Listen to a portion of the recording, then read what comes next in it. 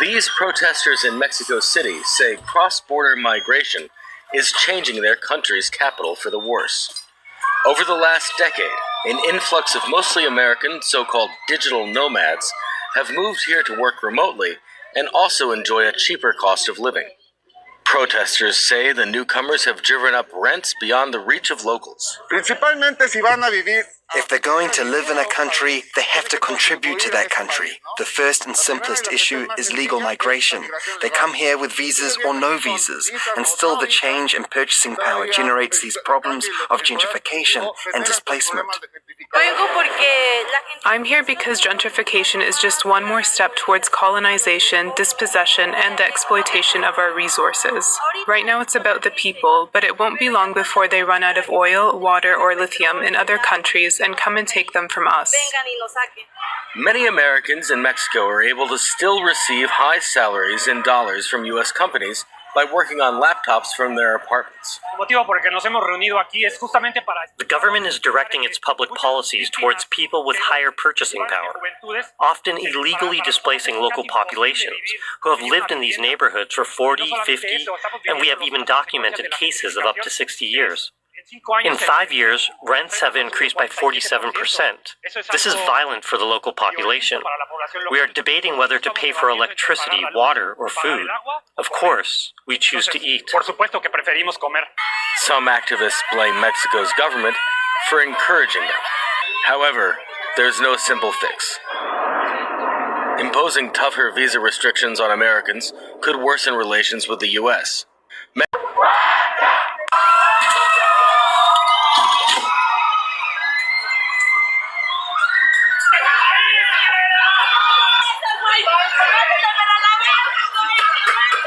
Gente que viene de otros países, en su mayoría extranjeros, a querer imponer su cultura, sus precios y desplazar a los mexicanos, a los nativos de estas tierras. All praises and glory to Yahweh Bahasham, Yahweh Shai Bahasham Ha Rekah Kodash. Double honors unto our apostle elders, which rule great millstone wow. And shalom to the hopeful elect of the nation of Israel. May you endure unto the end. Shalom wa abababal. So as you see in Mexico, right, they're rising up against the gringo, a.k.a. the Edomite, the so-called Caucasian, right, which this is all prophecy of the last days. So this shows you what time we're living in.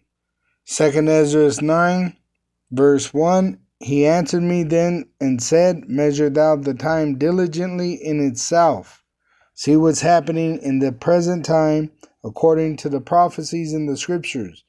And when thou seest part of the signs past, which I have told thee before, then shalt thou understand that it is the very same time wherein the highest will begin to visit the world which he made.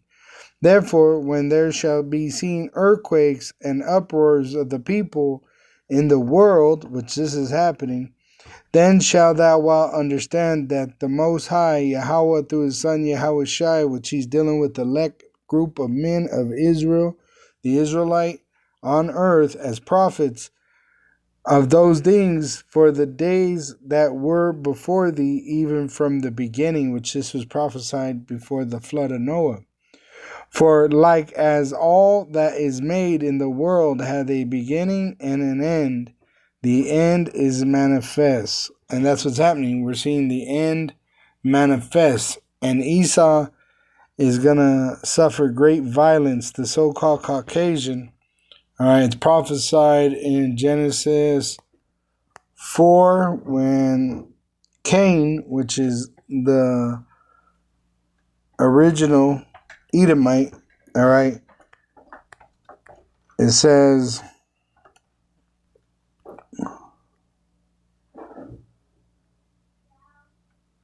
verse 13, Genesis 4, verse 13, and I'll get actually, so right here it says in verse 9, Genesis 4, verse 9, and Yahweh said unto Cain, Where is Abel thy brother?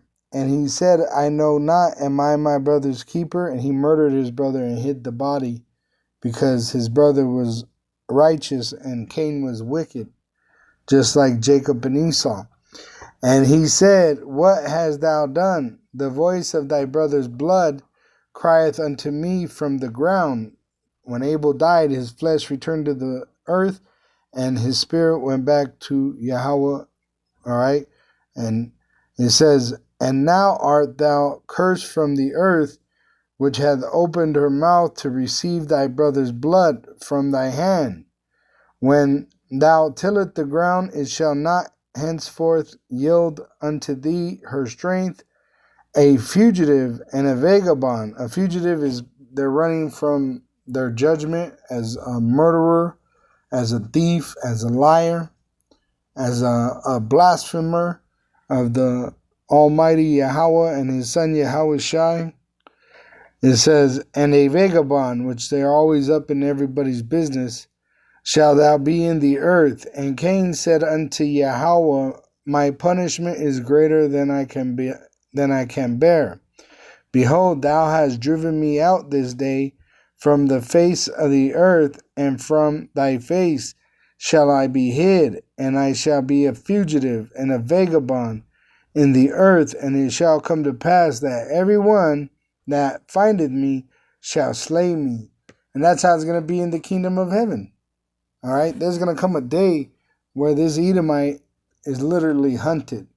All right, but we're going into Jacob's trouble, and Esau, he knows that he had but a short time, so he's going to come down with a great wrath, all right, because he's the sword. But it's going to end with Esau in captivity under the Israelite, and under the Israelite, all the other nations, including the Israelite, are going to slay Esau. All right, Esau is going to be the bottom of the barrel. Right now, the Israelite is the so-called Negro, Latino, and Native American Indian, which are the true biblical Hebrew Israelites, are under the Edomite, oppressed under the so-called Caucasian. But as you see, they're rousing up, and that's prophesied in Genesis 49 and other places throughout the whole scriptures. But it's going to end with everyone trying to slay Edom. All right, even these other nations. All right, they're going to hunt these Edomites. All right, in that, being that they are the wicked, and that prophecy is going to be fulfilled. All right, that's why in Isaiah 14. All right, they're fleeing the country of America. Why? Because it's failing. It says, Isaiah 14:4, that thou shalt take up this proverb, which is the prophecy against the king of Babylon, Edom, which Trump is the king of Babylon, and he sits in the position of the elite, and say, how had the oppressor ceased, the golden city ceased? Why are your citizens running to Mexico?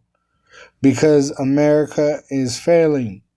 And Yahweh had broken the staff of the wicked and the scepter of the rulers. Yahweh is doing this.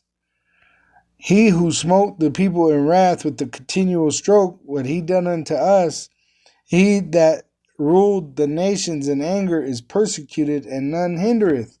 No one's going to feel bad for this devil, the so-called Caucasian, because they're the red devil the Bible speaks of. So everyone's going to want a piece of his flesh. All right, because you're going to realize that the so-called Caucasian takes peace from the earth. They're the wicked. So just like they were saying, they come into your neighborhood and they destroy the way of life, cause everything to become expensive, and then they make you poor, right, because they're evil.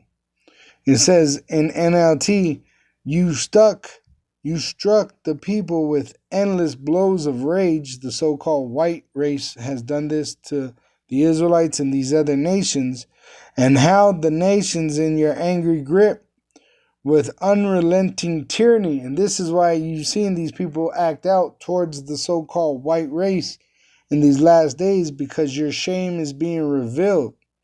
That you're the red fucking devil, man. You're the deceiver of the world. You're the adversary to everything that's good. And this is why you're seeing this in the media. Kill a gringo. Hey, shalom to the elect of the nation of Israel. May you endure into the end. Shalom wa abal babal.